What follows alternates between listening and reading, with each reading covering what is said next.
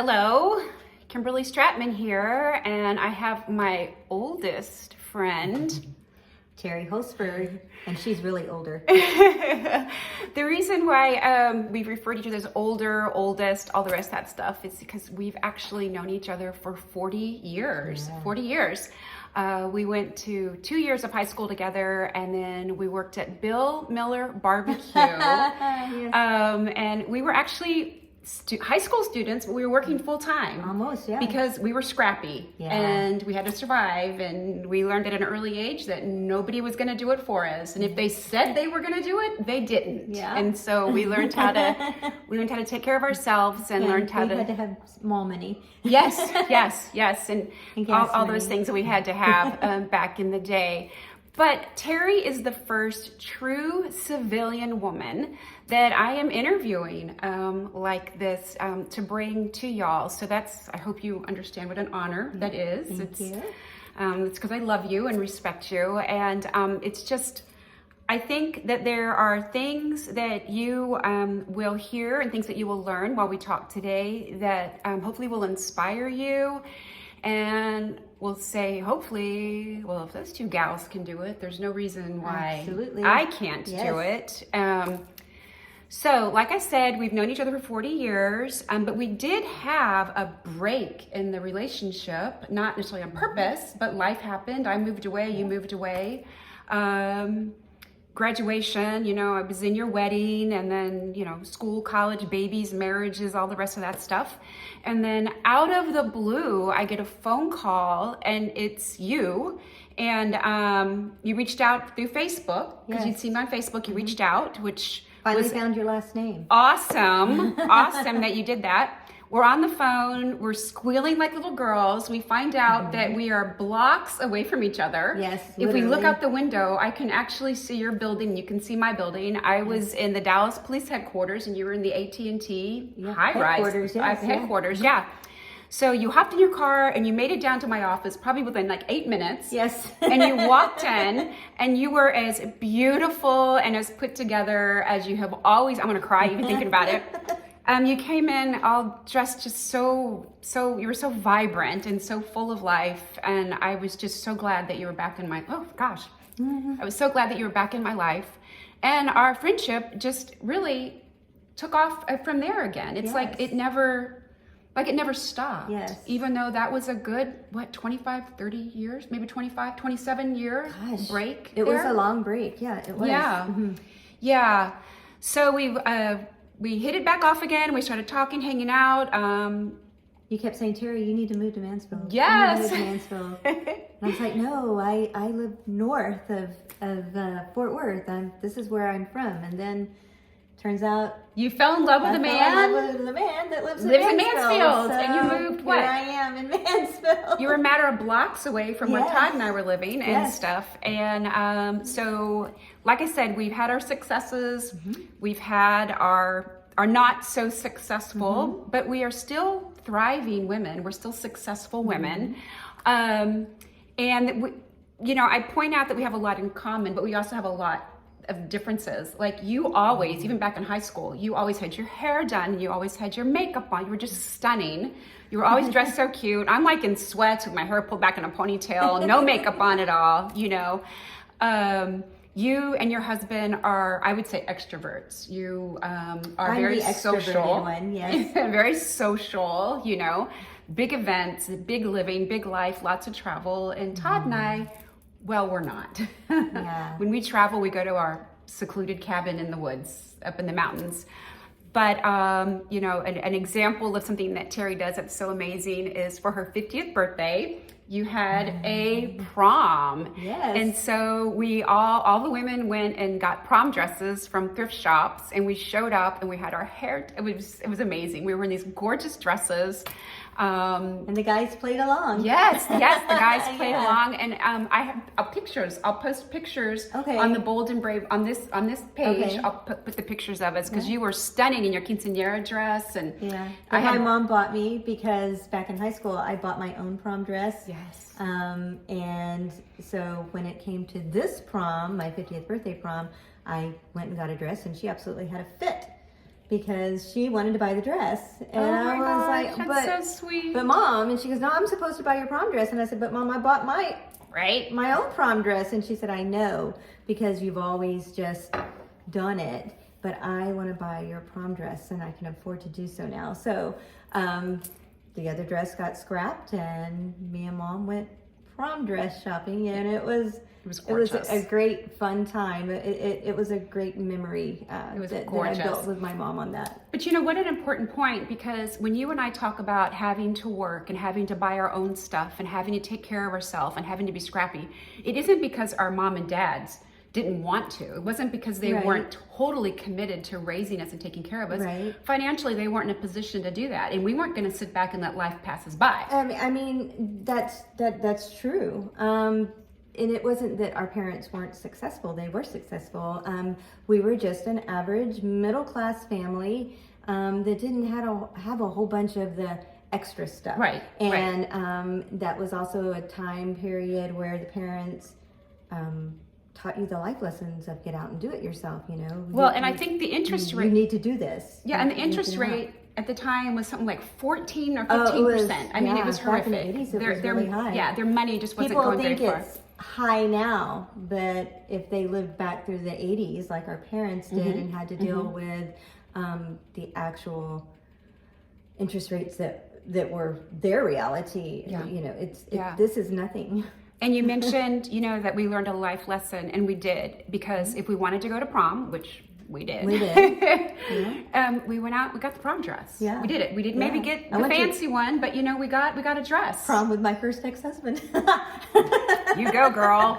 And I don't know who would have introduced those two. I don't know Yeah, who yeah. would have tried to get those two together. I have no idea who would have done that. Oh, it was nice. It was nice for a Yeah, while. nice And memories. Yeah, nice memories. Yeah, and we're But, good now. Yeah, absolutely. You can look at the kids you have. I mean, Yeah, it's they're amazing. beautiful It's kids. absolutely amazing.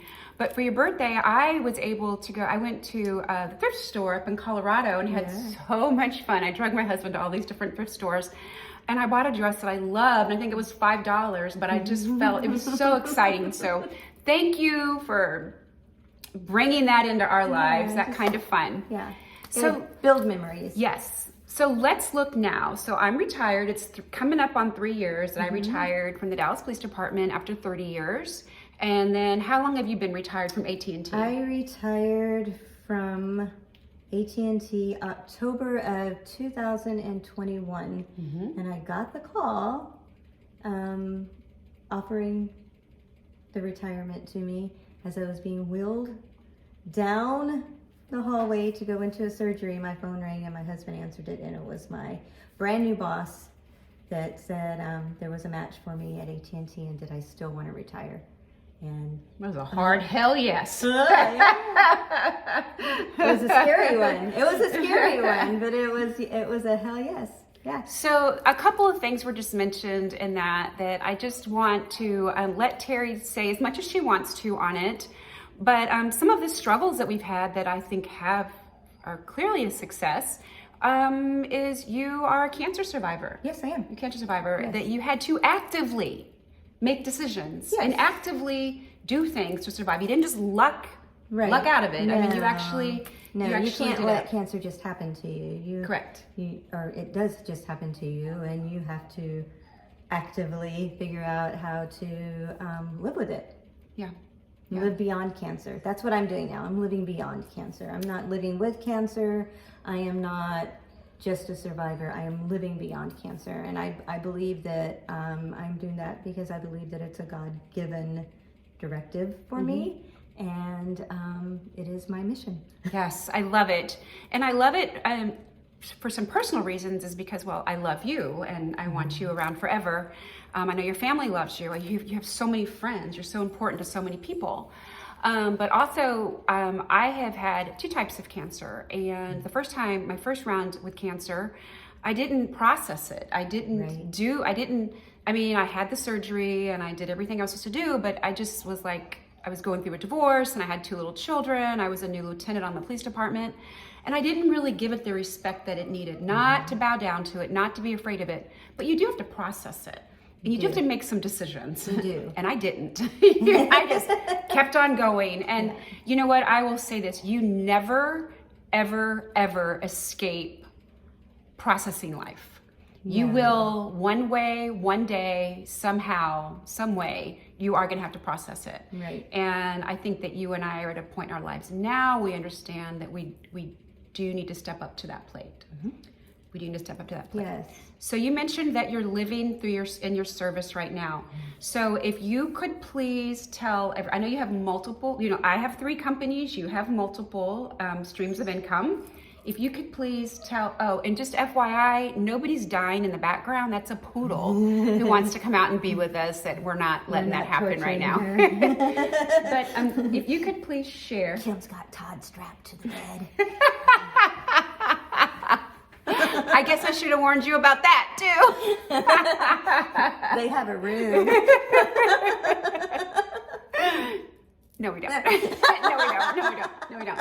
Okay, so I'm going to let you, in your own order, in your own way, however you want to do it, tell you about how you're serving the world, what the things that you're doing. All right. Well, when I got breast cancer, I hit the floor for a little bit, and it got to the point where I had to figure out, am I going to give up or am I going to get up? And for me, I decided to get up. And how I did that was I decided I wanted to help other women like me.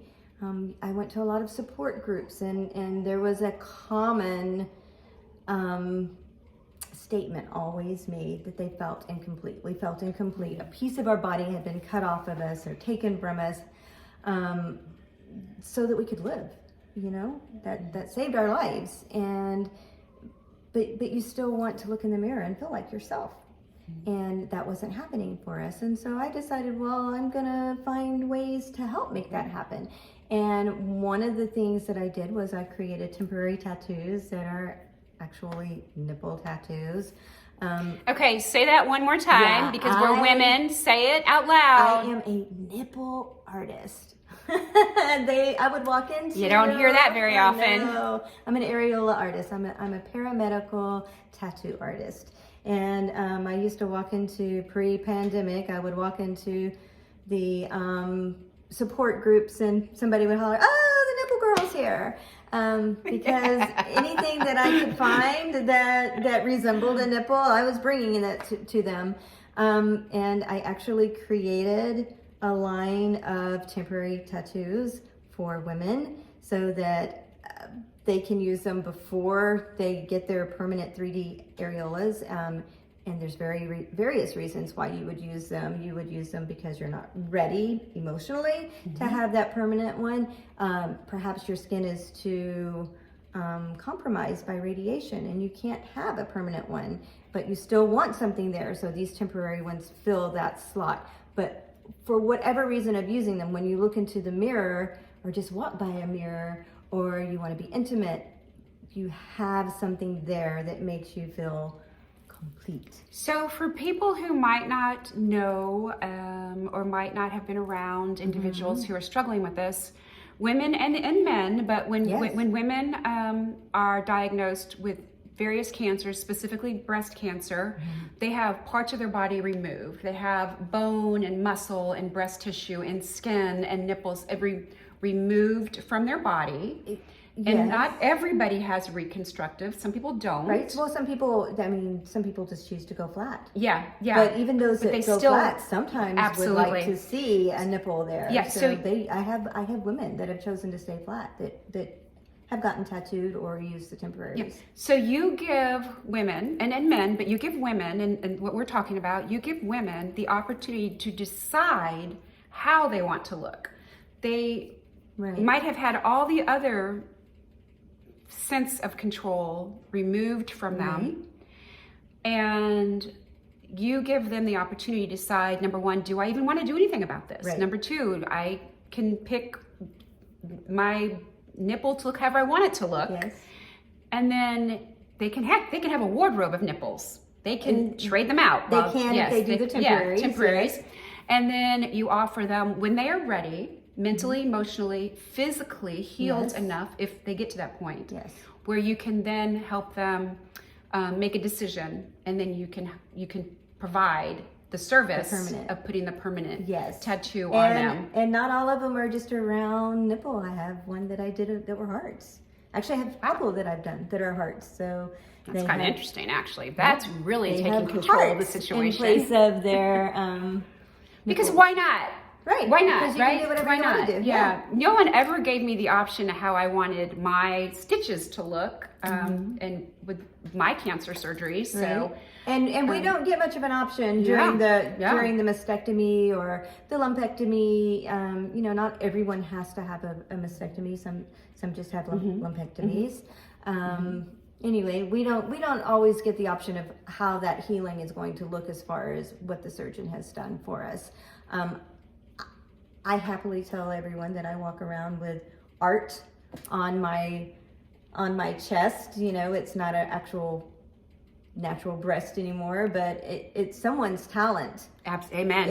Amen. Absolutely. Is represented in this right boob, because I only had one removed. But the surgeon that did the mastectomy, her talent is there. Absolutely. The surgeon that did the reconstruction, his talent is there. And then I have a floral tattoo around my areola tattoo. So there's 2 more places that an artist has touched me, and their talent is there. So I don't even think that many people know this exists. So I love that you are not only claiming your boldness right now, but you're also letting other individuals. And so even if they don't need it, these days you know somebody that does. Unfortunately, these days you know do. somebody who does. The actual statistic right now is 1 out of every 8 women will have breast cancer. I think right now they're finding that the statistic is a little higher than that. I would, just from who I know, I would say so. Yeah, I would say that future official statistics are going to be show higher. that it's more. And then out of that 8 that is officially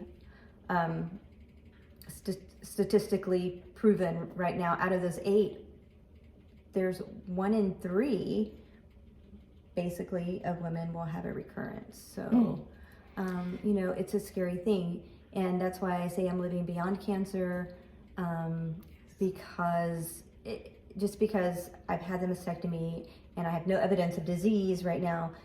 I still have to address that. I still have to address the fact that I've had cancer and do all that I can do not to have the cancer. Absolutely.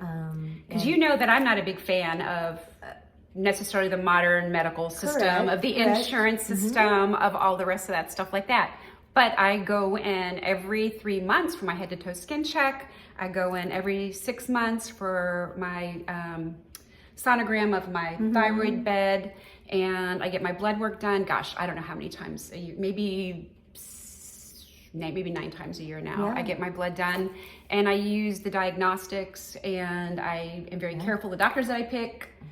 And I have to tell you that when I'm doing this, I think of you sometimes, and I think that, if you can do it, I can do it. And if I can do it, you can do it. Right. If we can do it, If they can do it. They can do it. So, okay, so we mentioned that you're an artist. You're an artist. And what else did you bring to show people? Well, so did you want to tell that next, or do you want to say your other endeavor?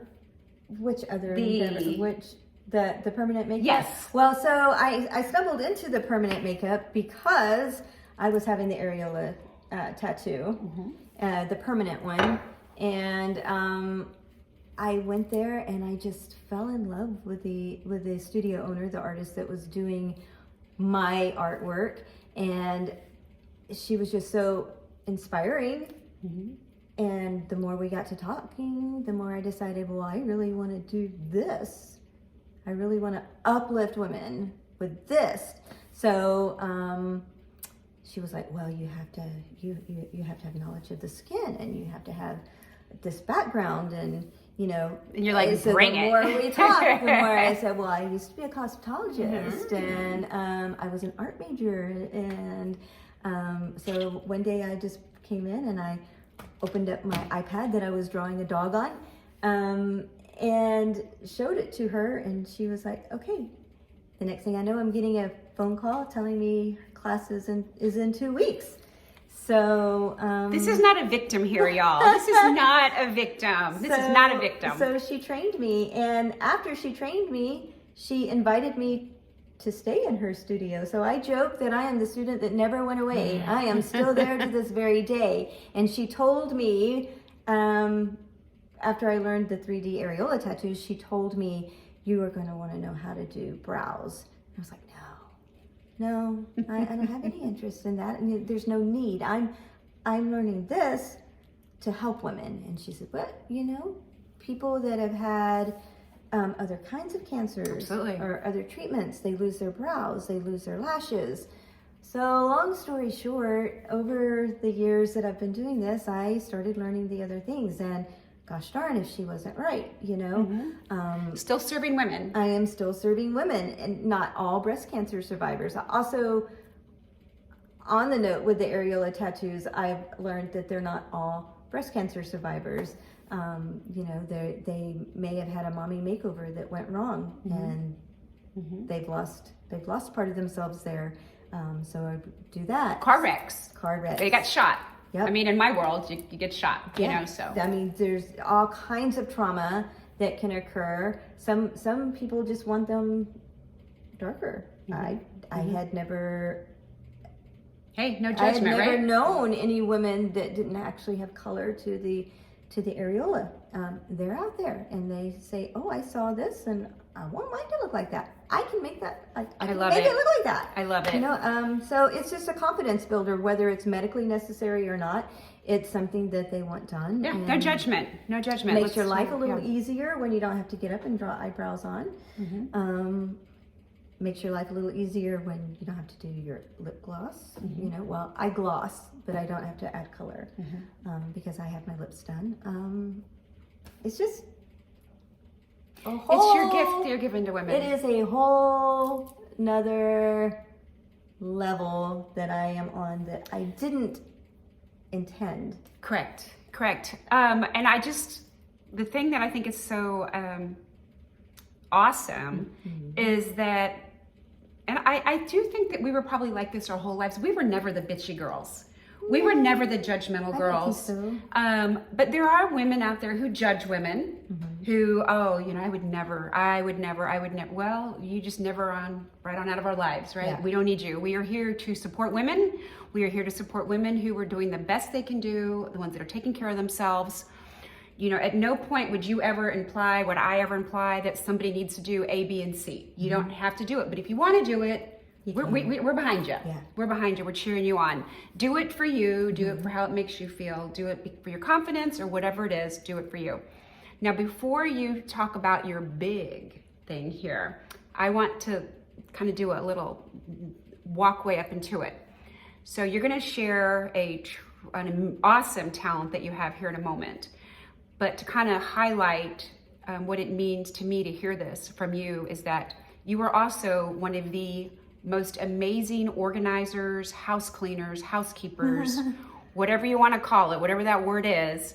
She has the ability to live in a home that is sparkling clean, but still comfortable, still inviting. So she does do some house cleaning for people. You do like to help people women who are in a position that they need somebody to help them. And you could make an ever bloody fortune doing that. You would be able to fill your books. You would be able to hire other people to join your company. I mean, you could make a bloody fortune doing that. But that isn't what you want to do, because you told me you wanted to do something that feeds your soul. Right. So you just mentioned some things that absolutely feed your soul. Yes. And serve other people. Yes. What is the last little tidbit that you want to show about how unique you are? So I was an art major, but I had kind of left that world behind, with marriages and kids, and I was always kind of crafty at home, and if the kid had an art project, I got ruined to the do curve. it. That kind of thing. I did wedding photography for a while. portraits out in parks for a while for people, and it just kind of got out of control, and I was like, oh, I don't have a weekend, so I stopped doing that. So I had really been out of the art field for a long time, for, well, over a decade. Mm-hmm. My husband didn't know, my now husband did not know that I could draw. And can she draw? Let me tell you. When I decided I was going to create these temporary areola nipples, I thought, oh, I need to do that digitally, so it's an easier transfer to get to the manufacturer and have them produced. So I found a drawing app that the illustrators use, and I decided if I can teach myself how to draw a dog on this app, a digital app. Let me just tell you something. I could not draw. You're hearing digital app and thinking, oh, well, I can do that. No. No, I draw them. I do draw them. It is an artist doing their work. So I decided if I could teach myself to do that, the brushes and the layers and the different techniques that you can use in there, if I could teach myself how to draw a dog, then I could draw an areola on the app. I don't see the connection necessarily, but I'm sure it's there. So that's what I did. I started drawing dogs. Well, somebody saw that picture. In fact, that's the picture that got me where I am in the studio. That's the drawing that got me into Vicky's studio. And in the midst, somebody would see it and say, "Oh, would you draw my dog? Will you draw my dog? Do you do cats?" So now I do pet portraits. And these are complete joys for me to do. I always ask their name, and while I'm drawing them, I'm talking to them. And the special part of that is a lot of these have passed. And someone has reached out to me and said, will you do this? I want to give this as a gift. So most of the drawings that I do are given as gifts. So, hey. So I'm you have a telling pet her, lover, yeah. do you need a Valentine's gift? Woo, I might be your girl. Yeah. You know, you never know. The coach in me, because those of you who know me know that I am a life coach for high-performing women, and then I also coach first responders towards retirement and through retirement. I am trying to get her to make that a rocking business because I absolutely know that you can. I know that no matter what you do, you're going to be successful. Yeah. So part of me wants you to go clean houses so that you can be a millionaire quicker.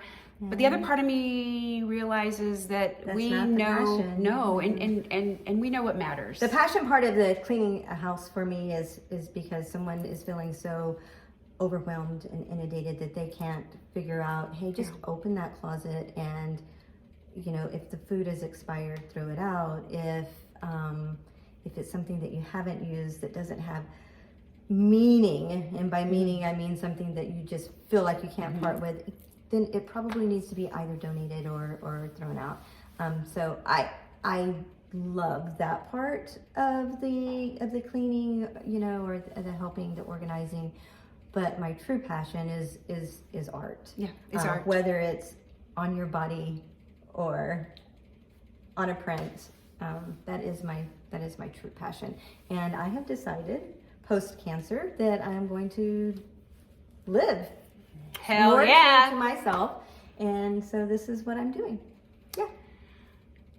I bet every single one of you knows why Terry is, well, why I love her, why she's so important to me, but also why I'm gonna cry again. Oh my gosh, who wants somebody who always cries? I never cry. Why am I crying? But I think you can see why you need a Terry in your life, first of all. So if you have somebody in your life, even if it's been a long time, please reach out. Please find them. Please make yourself available to them. Don't say, well, you've been gone for 10 years. No, just open up, let them back in. We never had that problem. We just jumped right in with each other. But I think you can see that she's a true servant and that you absolutely serve other women. And you will serve any woman who wants to be served. And of course, that's up to them when they're ready. Yes. But when they are ready, you are ready. Yes. And that's a very beautiful thing to have in the world. So we will include contact information for Terry We'll have it on the Bold and Brave Women page. And this is on the To The Point Coach YouTube channel, and I'll also have it on the show notes there. This potentially will be made into a blog and even a podcast, so we don't know what all is going to be done. And I would imagine that in the future that we will have Terry back as a guest again. Is there anything that you want to say to anybody before we go? You don't have to, no pressure, but anything you want to say? I guess if I had to say anything to anyone is to live your true self. I just posted, I was showing it to Kim because I'm trying to be more out there with social media. That is my nemesis. And I don't like to be on camera. So I just made a post that says, gosh, I forgot what it's. What is it? About God? Yeah, it's God's grace is not based on you, it's placed on you.